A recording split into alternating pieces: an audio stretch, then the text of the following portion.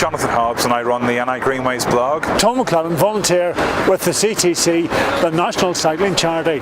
My name is John Topping and I'm a lecturer at the University of Ulster out at Jordanstown.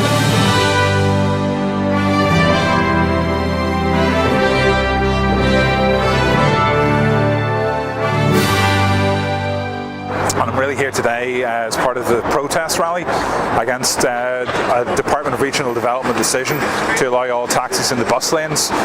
Cyclists are quite angry about this decision. Our concerns, which we fed into the consultation, have been ignored. What we were trying to do was highlight the problem of letting more taxis into bus lanes.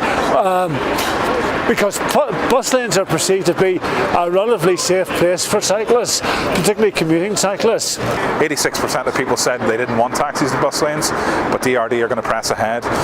We feel it's going to make bus lanes much more dangerous for cycling. It's going to harm the cycling uptake in Belfast. It's going to dissuade people from cycling. We've seen a great rise in Belfast commuter cycling in the last 10 years. 60% more people now cycle to work and back again. And this decision really flies in the face of that.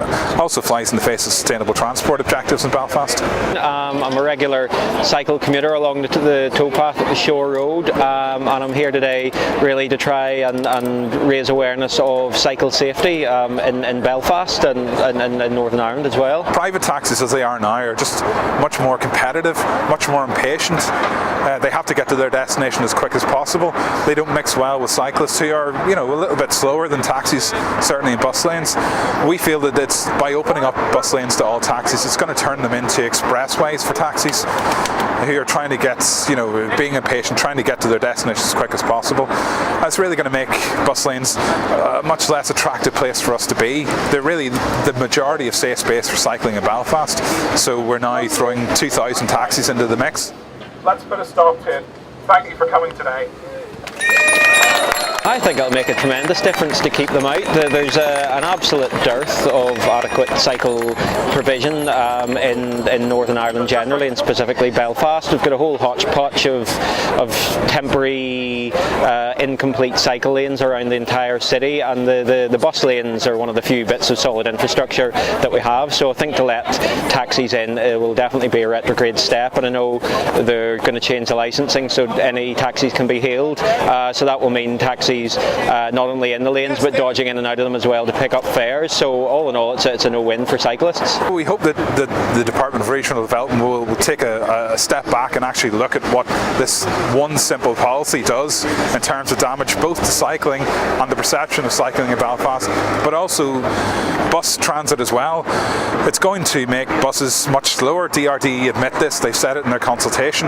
Belfast is investing £100 million in a bus rapid transit system, which is going to live or die on whether it's fast and efficient, and this plan is going to slow down bus transit in Belfast. It's just crazy. If you get more taxis in, there's a real danger on the safety aspect, and then there's the economic aspect in that the department has already published its transport policy for Northern Ireland, which is based on sustainable, safe, sustainable economic travel, and one of the big things is social inclusion.